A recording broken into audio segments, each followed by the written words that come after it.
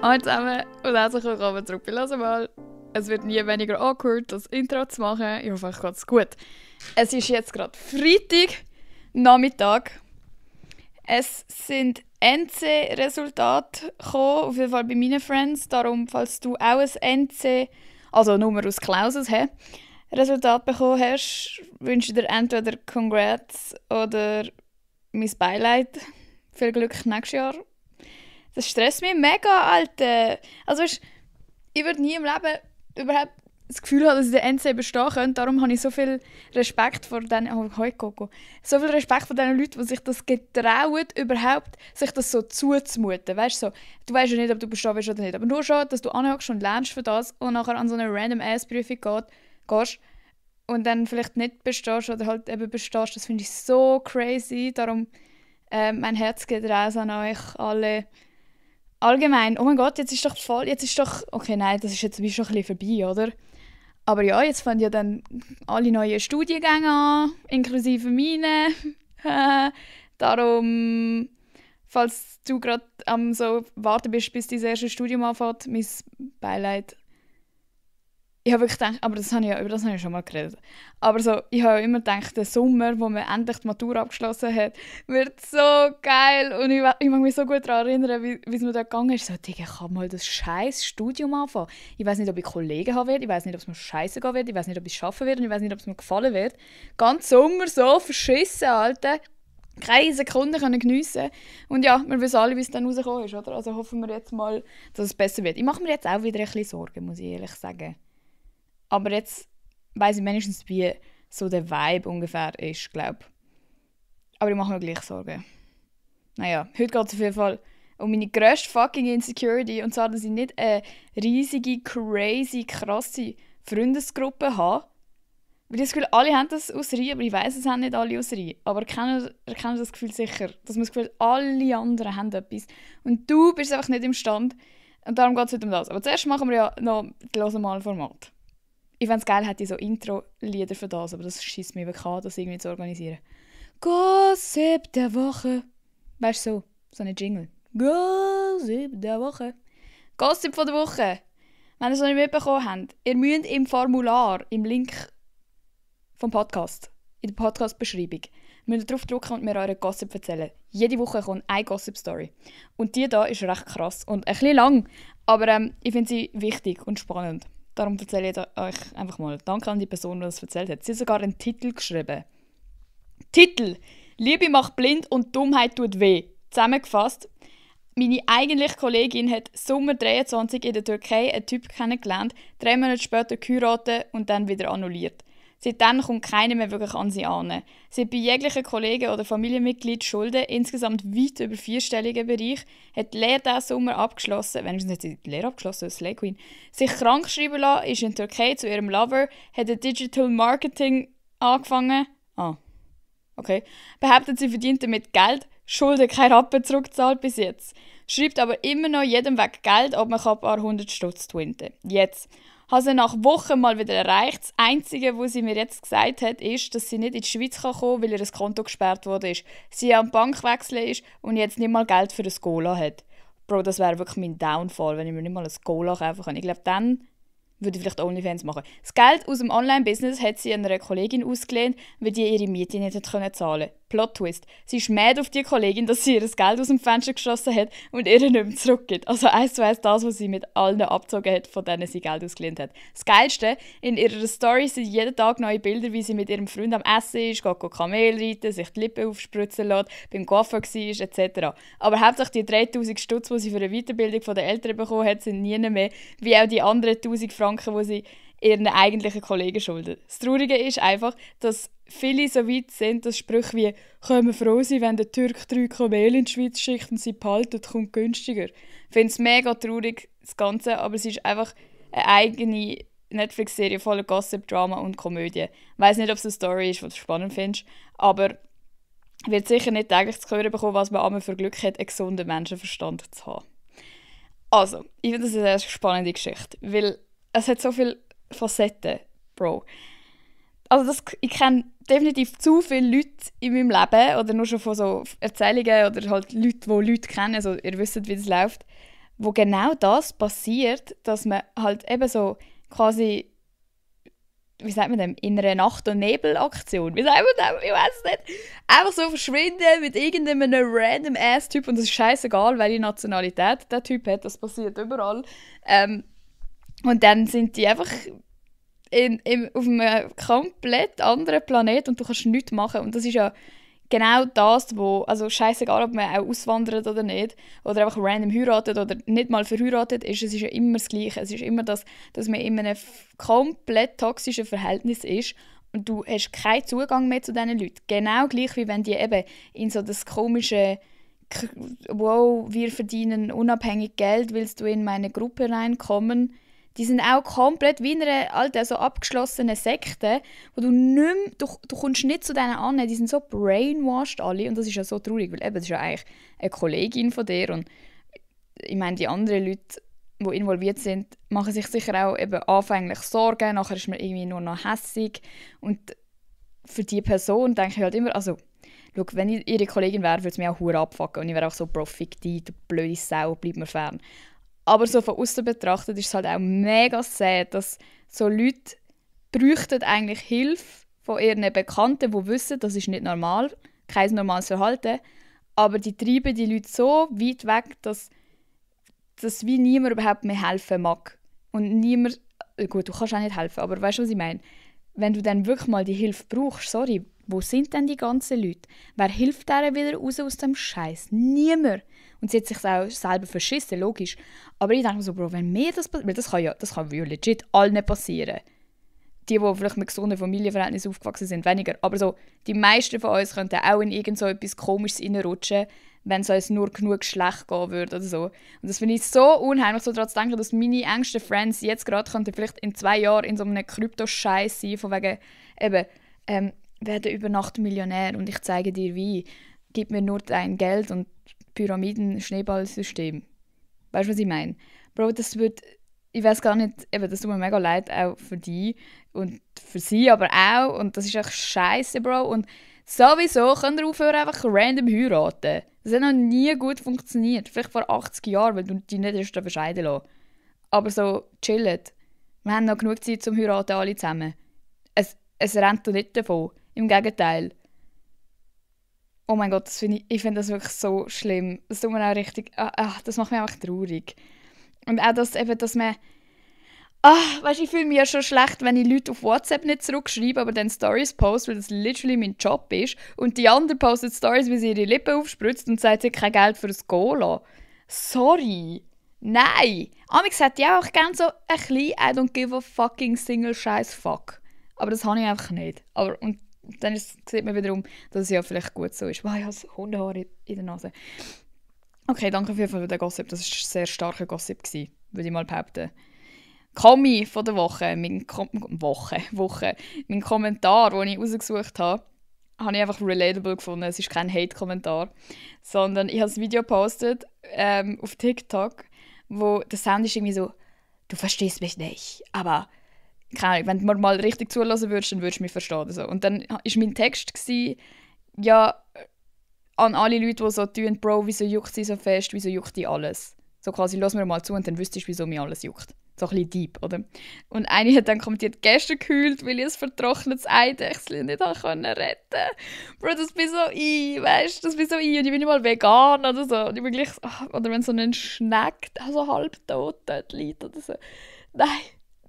Und um mein Haus hat es die ganze Zeit so halbtote Vögel, weil es mega viele Katzen da hat. Und ich muss sie dann immer aufputzen. Und Leute, ich tue sie dann immer...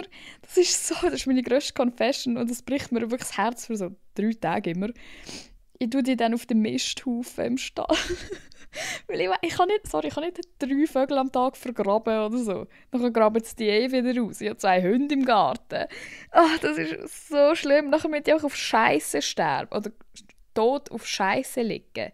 Es tut mir leid. Es tut mir auch leid für die vertrockneten Eidechsen. Und es tut mir auch leid für alle Leute, die so fest immer in den Feelings sind und alles 100-mal mehr spüren. Aber irgendwie auch nicht, weil es ist cool. Wir spüren alles mehr. Auch Freude. Denke dran. Gut, mein Highlight von der Woche ist, dass ich wieder angefangen habe, Gossip Girl zu schauen. hure durchgesuchtet, Alter. Jetzt bin ich bei Staffel 2. Ich habe das Gefühl, ich habe gar nie so richtig weit geschaut. Vielleicht bis Staffel 3 oder so. Darum bitte, also ich weiss, wer Gossip Girl ist, logisch. Aber so, ich finde es hure geil jetzt, zum nicht immer wissen, was läuft. Weil normalerweise, wenn ich eine Serie nochmal schaue, dann bin ich voll, check ich voll. Und wenn ihr eine ähnliche Serie suchten wollt, dann schaut Desperate Housewives, bitte. Ich habe alle meine Friends auf das abgeguckt und am Anfang alle so, nein, ich weiß nicht. Und nachdem sie so 3 Folgen geschaut haben, so, oh mein Gott, die sind so geil, ich will auch so sein. Und oh mein Gott, das ist so spannend, ich bin so invested. Sonst würde ich es euch ja nicht recommenden. Also schaut Desperate Housewives. Das ist, glaube ich, auf Disney Plus. Und Gossip Girl schaue ich auf Sky. Weil ich weiss, das fragen immer alle nachher, wenn man so sagt, ich schaue etwas. Und Too Hot to Handle ist heute gerade die letzte Folge rausgekommen, die bin ich jetzt auch am Durchsuchen. Aber dann habe ich gedacht, fuck, ich muss einen Podcast aufnehmen. Und meine Obsession von der Woche ist meine dunkleren Haare. Ich habe meine Haare dunkler färben lassen.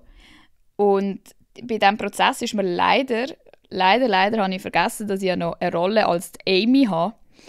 Bei dem Projekt, das ich euch ab und zu erzählt habe. Und Amy ist blond. Ja. Und natürlich unterschreibt man auch, dass man nichts Krasses verändert, wenn man eine Rolle annimmt. Aber I forgot.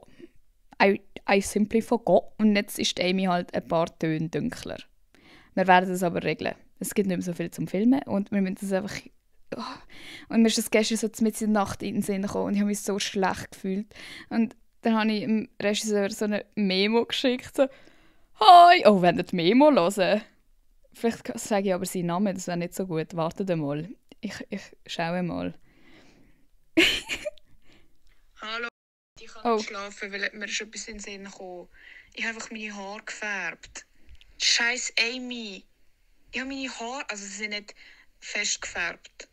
Aber meine Haare sind ein bisschen dunkler. Vielleicht müssen wir machen, dass die Amy beim letzten, wo wir filmen, einen Pulli vom Flo anbekommen hat mit Kapuze oder so. Nein, es tut mir verdammt leid. Leute, die Leute bekommen die ganze Zeit, also die Leute, mit denen ich zusammen bekommen die ganze Zeit so scheiß Memos von mir.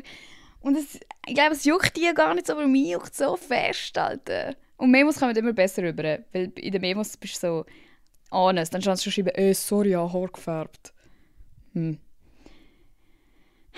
Gut, kommen wir zum eigentlichen Thema. Leute, ich graue mich davor, weil normalerweise rede ich gerne über Themen da, wo ich schon so eine Lösung habe oder irgendwie Tipps dazu geben kann oder mich so wohlfühle damit. Aber bei diesem Thema geht es mir wirklich gar nicht gut. Eben, weil ich habe nur so verteilte Friends eigentlich und sonst sind es halt Friends, wie mehr die Friends von jemand anderem. Kennen Sie das so? Du bist schon mega gut mit diesen Leuten, du findest die auch super, ultra, giga, mega geil, aber es sind halt nicht deine Kollegen primär, sondern es sind so Kollegen von deinem Kollegen oder Kollegen von deinem Freund oder keine Ahnung, Alter, von deinem Cousin oder so. Wisst ihr, was ich meine? Und dann fühlt es sich auch einfach an, so, nein, okay, das sind jetzt nicht, das kann jetzt nicht meine Friend Group sein, weil ich gehöre nicht dazu. Auch wenn niemand dir das Gefühl so richtig gibt, ich glaube, man hat einfach oft das Gefühl. Und bei mir ist es so scheiße, Alter, weil ich ja immer umgezogen bin. Aber das klingt, als wäre ich so ein UN-Kind. Bin ich halt einfach gar nicht. Vielleicht bin ich so 3-mal Schule gewechselt oder so. Das ist nicht mal so viel. Aber für mich war es viel gewesen, okay? I'm a sensitive girl. I cannot. Oh mein Gott, das hat mir auch jemand auf TikTok voll angefickt. Wegen, oh mein Gott, ist das peinlich. Bitte probier nie mehr Englisch zu reden. Because I spoke like this and he didn't get that this was a joke. Das war so peinlich. Das hätte actually mein Kommi von der Woche sein können. Cringe. Gut, zurück zum Thema.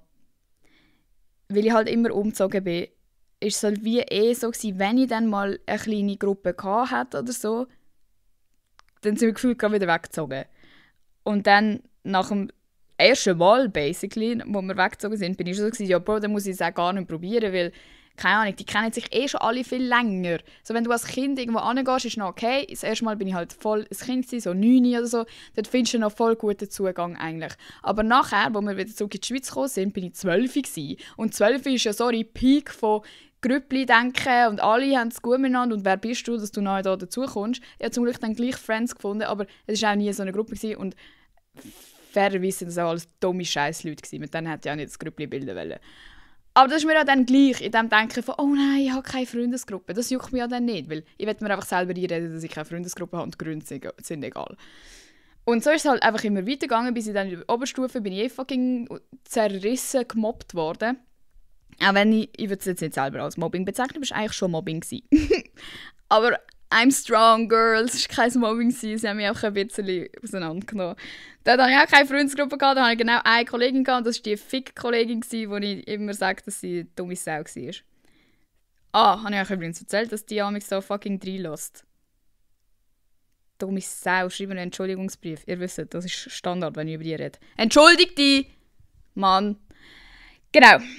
Das heisst, ich hatte nie eine Friendgroup. Nachher im Gymi bin ich immer so von Friendgroup zu Friendgroup gehoppt.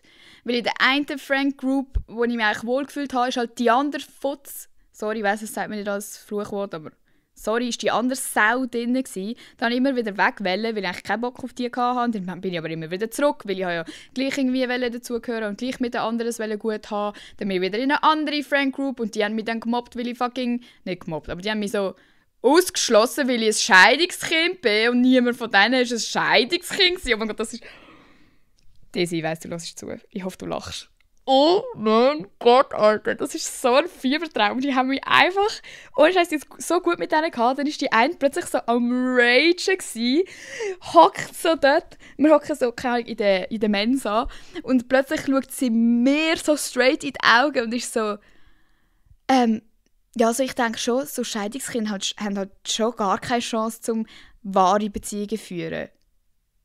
Meanwhile bin ich so die Einzige am Tisch, die einen Freund hatte, aber ist schon gut. Nachher bin ich so, wieso sagst du das? Sie so, ja, sie hat eine Studie gelesen zu dem. Ich so, ja, kannst du bitte die scheiß Studie vorholen? Nachher habe ich sie so 20 Minuten am Handy, findet nichts, weil sie mich auch fronten, dass ich ein perfektes Scheidungskind bin. Es tut mir leid, ich wünsche mir auch, dass meine Eltern zusammen sind, aber vielleicht ist es auch besser so. Alter, und dann ist es einfach so weitergegangen und die anderen am Tisch sind auch keine Scheidungskinder gewesen, aber haben dann irgendwann so gesagt, hallo, stopp jetzt, wieso sagst du das und so. Und dann ist es immer so weitergegangen. Nein, also sie hat auch das Gefühl, Leute, die geschiedene Eltern haben, sind halt auch eher so slutty drauf und haben mit jedem etwas und können keine tiefe Bindung eingehen und so. Also basically ist sie da gesessen und hat gesagt, ich bin eine Schlampe. Meanwhile ist sie so wirklich die grösste Aktivistin, Feministin, was auch immer war. Hab dein Maul. I'm a woman. Defend me, bitte. Und dann ist sie wenigstens einen Tag später oder so, ist sie zu mir gekommen und hat sich entschuldigt. Queen, ich habe mich nie entschuldigen für das. Sie hat, glaube ich, einfach nie mehr mit einer Person geredet, die das angetan hat. Sie hat sich entschuldigt und hat gesagt, ja, sie ist, glaube ich, einfach ein bisschen eifersüchtig, weil sie keinen Freund hat. Und ich so, ja, das ist komplett fair. Ich nehme es an. Du musst nicht eifersüchtig sein. Mein Freund ist scheiße. Basically das. Das ist meine fucking Experience mit Friendgroups. Darum weiss ich ja nicht, wieso ich es so nötig habe, um so zu denken, ich wünschte mir, ich hätte so eine Gruppe. Weil immer, wenn ich in einer Gruppe drin war, war es so absolut scheiße gewesen. Und wenn ich so mitbekomme, also ich kenne wirklich viele Leute, die haben grosse Friendgroups. Nicht nur so zu 4, sondern so 12 Leute, die, wenn alle Zeit haben, dort sind. Das finde ich crazy. Und was ich dort höre, ist meistens wirklich auch so, dass man denkt, oh, zum Glück bin ich dort nicht dabei. So, es ist funny zum Hören, aber wenn du drinnen bist, denkst du wahrscheinlich so, oh mein Gott, wieso sind alle meine Kollegen link und scheiße und alle lästern übereinander und so. Aber gleich bekomme ich das nicht aus meinem Kopf, dass ich so denke, aber wieso habe ich das nicht? Wieso will niemand mit mir eine 12-köpfige Friend-Group bilden? Das ist doch so gestört, Alter. Eigentlich habe ich eine riesige Friend-Group, das sind alles ihr. Ich habe die grösste Friend-Group auf der Welt, aber das Ding ist halt, ich weiss nicht, wer ihr seid. Oh mein Gott, Leute, apropos, es gibt im Fall zu 90% wieder eine Live-Show. Ja, freut ihr euch? Sagt ja, es ist vor allem am Samstag wahrscheinlich. Weil ich habe ja auch keine Zeit mehr unter der Woche. Okay, das ist schon etwas, das ist ein anderer Effekt. Aber ja, darum. Ich bin mir sicher, das kommt vor allem von meiner Kindheit, dass ich mir mega fest Mühe gegeben habe, um eben immer neu dazuzukommen und mich dann voll gut integrieren und so, als wäre ich nicht zu spät dazugekommen. Als wäre ich schon seit dem Kindergarten in dieser Klasse gewesen, obwohl ich halt immer erst zu spät reingekommen bin.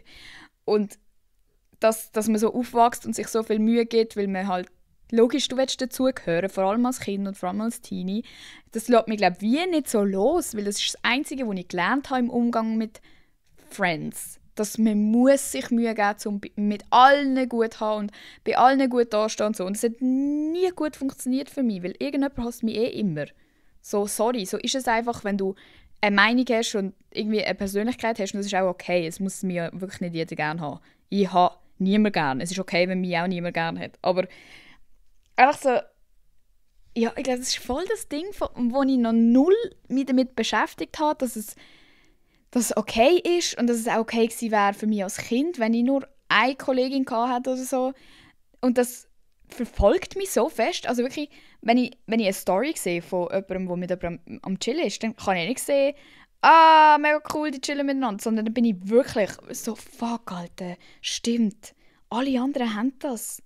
Und dabei, wenn ich so, amigs bin ich, wenn es mir wirklich schlecht geht, wegen irgendetwas, kennt ihr das, wenn man eigentlich traurig ist, keine Ahnung, Bro. Zum Beispiel Coco ist krank.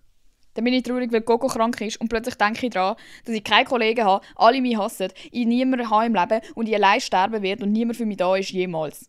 Obwohl das gar nicht stimmt. Und immer in diesem Moment bin ich wirklich so, und ich habe gar keine Kollegen und niemand hat mich gern. So wie in der Podcast-Folge mit der Philippa, wo die Philippa auch so ist, so, Alter, du hockst schon neben einer Kollegin von dir. Und ich so, ja, aber du hast auch andere, viel bessere Kolleginnen. Und das ist so ein bisschen das. Ich habe das Gefühl, alle haben bessere Friends als mich. Und ich habe aber nicht bessere Friends als sie. Weil bei mir sind wirklich alle Friends so auf dem gleichen Ding. Entweder habe ich die hure fest gern oder ich hasse die. Und wenn du ein Friend von mir bist, habe ich die halt zwungenermassen ultra fest gern. So, ich habe keine beste Kollegin, ich habe niemanden, den ich betiteln würde als irgendwie so, wir sind nur Schulkolleginnen oder so, weil mit denen habe ich gar nichts zu tun, wenn es so ist. Und alle anderen haben halt so eine beste Kollegin. Und das Problem ist aber, wenn dann jemand mir so nahe kommt, dass ich das Gefühl bekomme, so, Alter, die wird jetzt meine beste Kollegin sein, dann passt es mir auch nicht. Weil dann bin ich so, oh nein, das ist mir einer zu viel. Was hast du das Gefühl? Du bist im Fall meine einzige Kollegin, darum, so, eigentlich ist es so egal. Hauptsächlich man hat gute Leute, wo man sich anvertrauen kann und so. Aber ich wollte einfach über den Struggle reden, dass es so in meinem Kopf ist und so völlig irrational ist. Und eben, wenn es mir dann so schlecht geht und ich so bin, oh nein, und ich habe gar niemanden und wenn ich mal wirklich ein Problem habe, wer ist denn für mich da und so. Das sage ich meistens meinem Freund. Und er ist dann halt wirklich so, Bro, er zeigt mir dann so die Namen auf. Und ist so, die und die und deine Friends, juckt es actually, was bei dir läuft. Sorry, schau mal, bei den meisten Leuten juckt es gar nicht. Die reden nicht mal miteinander, die gehen einfach raus und saufen oder so. Und bei dir, ihr schreibt einander jeden Tag und fragt, wie geht's, was läuft und so. Ich so, Alter, stimmt, das ist ja nicht mal normal.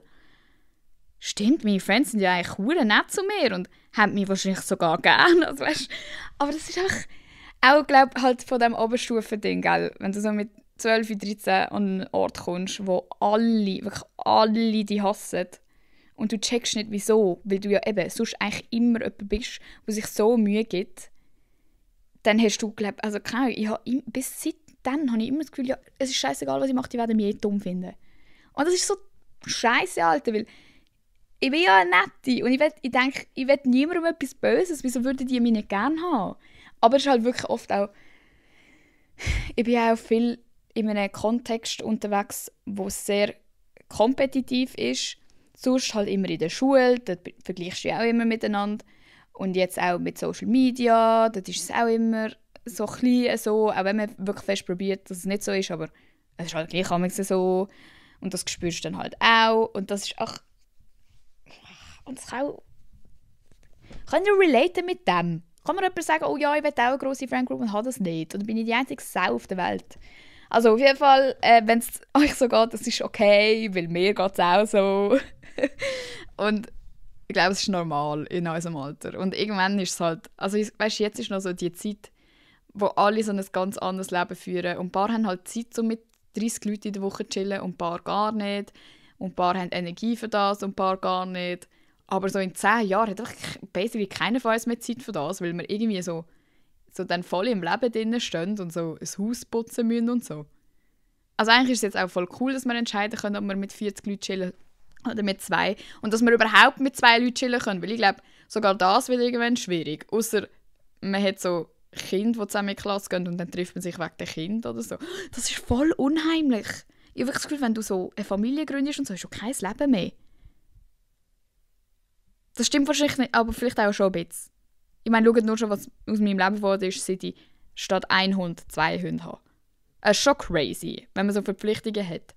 Und eben, wenn du so den Haushalt musst machen und Rechnungen zahlen. Und Leute, ich bin nicht bereit, um erwachsen zu werden.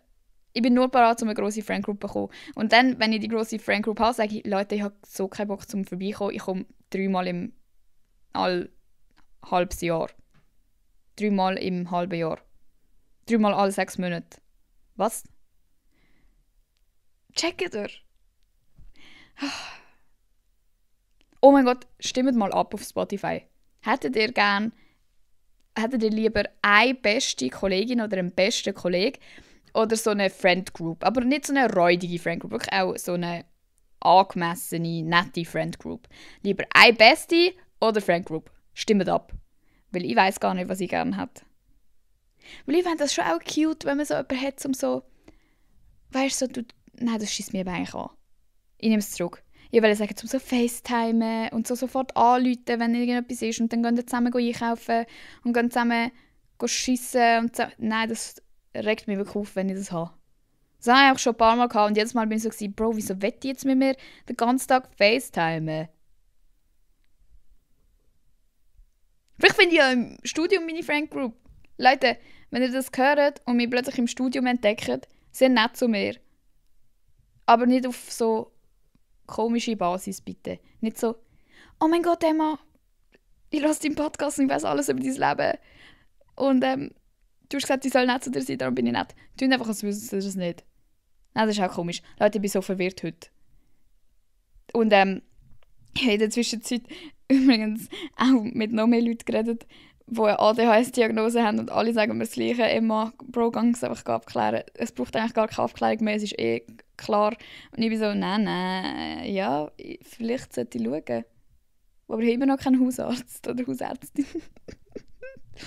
Alles zu seiner Zeit, Leute. Ich nehme jetzt Gedächtniskonzentration-Tabletten vom Müller. Das muss länger. Das muss absolut länger. Und ich bin immer noch alleine daheim. Ich kann nicht mehr.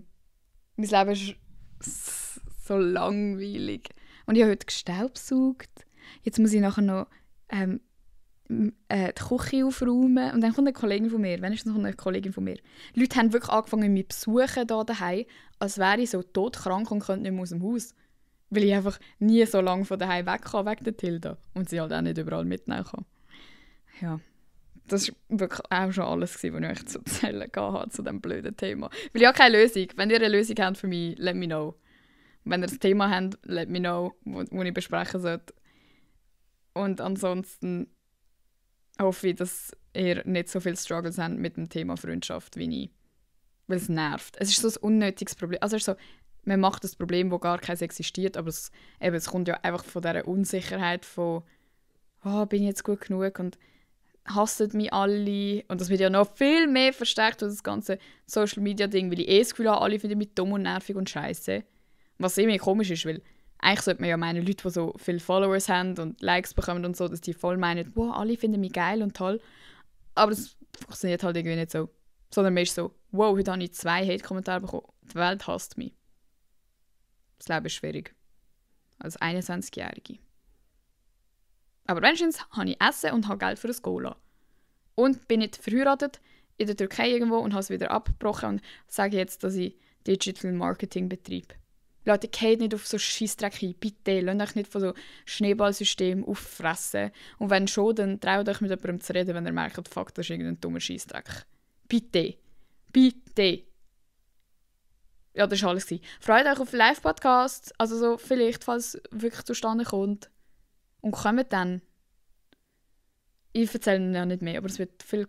Ich weiß nicht, ob es viel cooler wird als letztes Mal, aber es tönt schon cooler als letztes Mal. Und letztes Mal war es schon sehr cool. Folgt los mal auf Insta. Folgt mir auf Insta. Wemse heisst sie. Und sonst hoffe ich, ihr habt einen schönen Sonntag. Gute Nacht. Das war jetzt erschöpfend. Ich schaue jetzt Too Hot to Handle weiter. Für wer sind ihr? Ich finde Brie und Damari, heisst der Damari? Brie und Damari sind meine Favorites. Tschüss! Bis nächste Woche!